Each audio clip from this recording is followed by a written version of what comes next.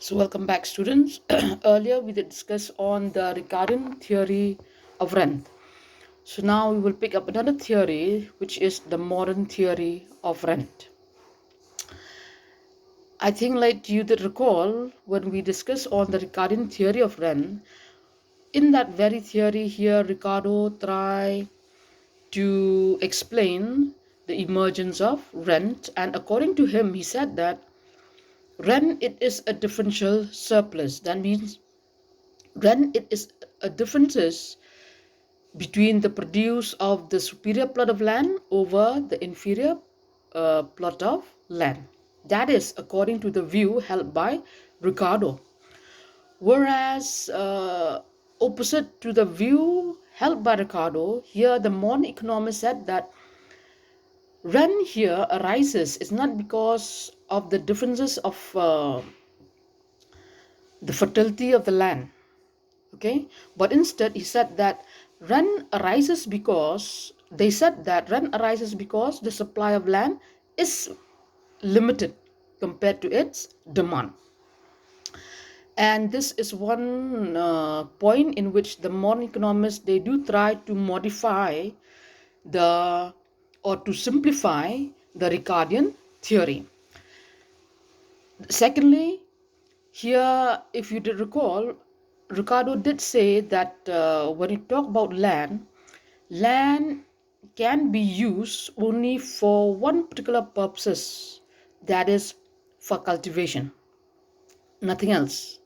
That is, or this is the view held by Ricardo.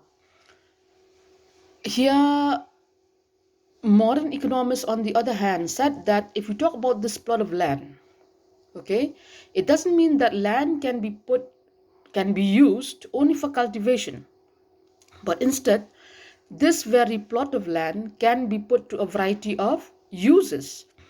If it's not used for cultivation, it can be used for other, say, for building purposes.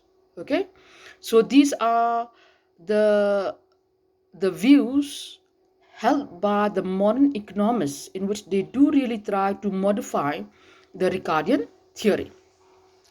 So now let's have a look at this the different aspects of this theory, okay, from the point of view of the demand as well as the supply analysis.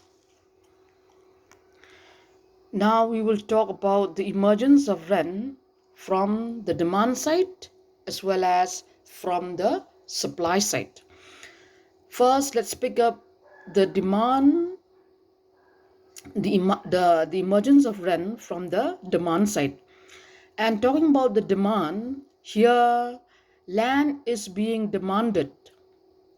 Say, according to the Mon theory, it is being demanded by one particular individual farmer, it is being demanded by an industry, or by an economy as a whole.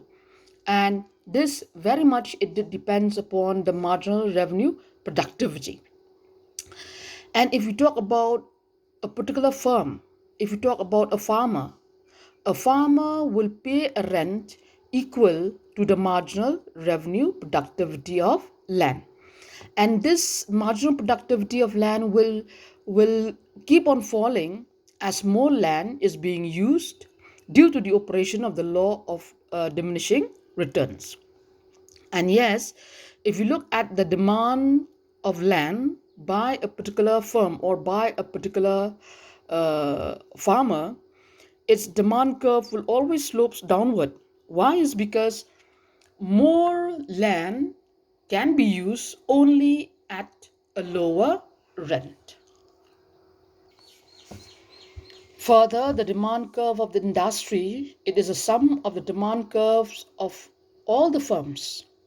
And the demand curve for the society comprises the demand curve of all the industry using land. So yes, from the demand point of view, we will look at the demand of land by an individual firm, by an industry, and by the society or by the economy as a whole. So yes, if you talk about these three, we have the demand curve of a particular firm, which is a downward sloping curve. And if we talk about demand curve of a particular industry, it is a sum of the demand curve of all the firms. And yes, the demand curve of the society, on the other hand, it comprises of the demand curve of all the industries. Besides the demand, let's have a look what is there on the supply side. Okay,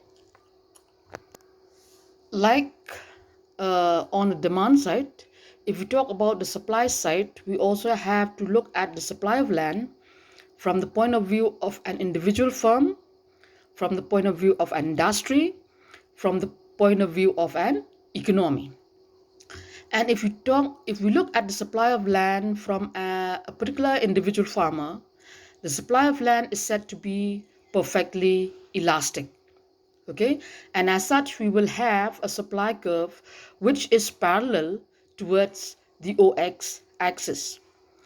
On the other hand, if we look at the supply of land for an industry, the supply curve will always have its shape is always the usual one, which means like it will definitely slopes upwards, which means by offering higher rent, more land can be withdrawn from other users to that particular use. And on looking at the supply of land from the side of the economy, to an economy, the supply of land is said to be perfectly inelastic. That means whatever be the demand, it might be very high or it might be very low, the supply remains unchanged. Thus, yes, the demand curve for land along with the supply curve together, they determine the rent, okay, for a firm, for an industry, and for an economy. So let's talk about that explanation diagrammatically.